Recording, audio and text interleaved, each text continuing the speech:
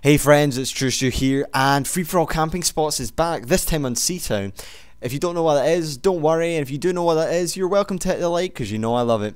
Alright, let's get into those spawns as always. Okay, there's a couple of groups of spawns I'd like you to know. There's two in the back open area, there's two in the arches, and these usually group together. There's one by the pillars, that's kind of separate, and the most important one is the one by the pool. There's also one in the library, but you don't really need to worry about that since we'll be in there, and hopefully nobody should spawn there.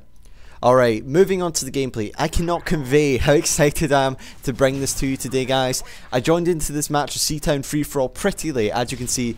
Just 3 minutes left in the clock. That's a third of the time you're usually allowed. And the guy who's in first place has got 18 kills.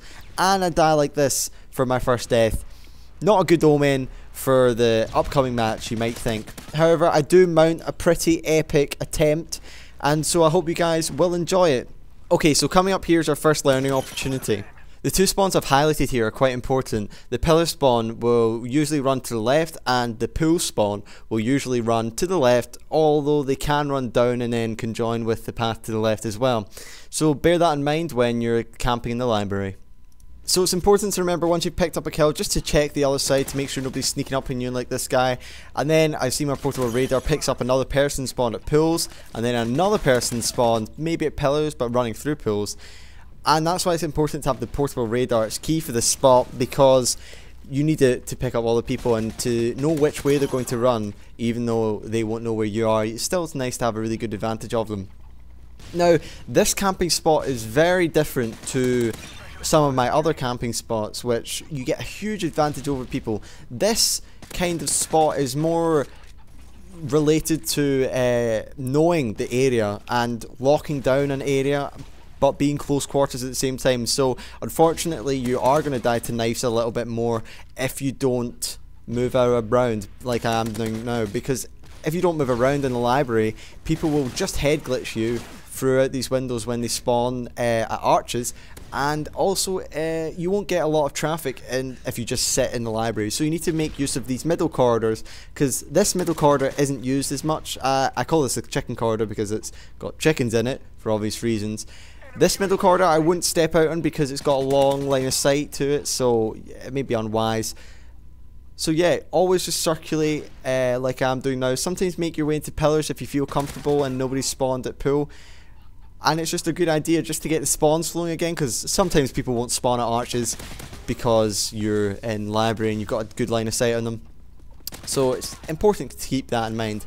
And also, if you haven't noticed, I've got the sexy golden ump. Really loving this camo. Finally got it gold after having it red tiger for ages, if you would have seen in my last video. And also right there is an example of why you need to go at the library, because that guy had absolutely no chance. I was head glitching the living hell out of him, and he tried to do it to me. You cheeky bugger, you do not do that.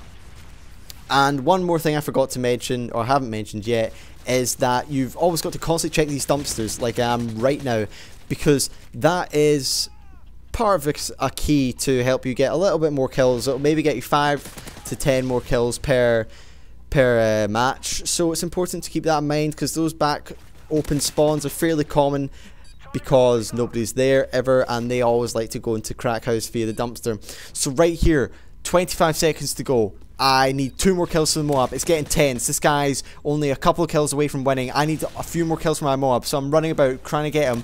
And I pick up this guy running through the library, get the MOAB with less than 15 seconds to go. So if I'd have been any later, my MOAB might not have got called in. I don't even know. And look at that, 2 seconds left. Yep, it wouldn't have got called in because I called it in at 12 and it started at 2. So if I'd been even a couple of seconds later, that would not have worked. So I was just so ecstatic when I got this gameplay.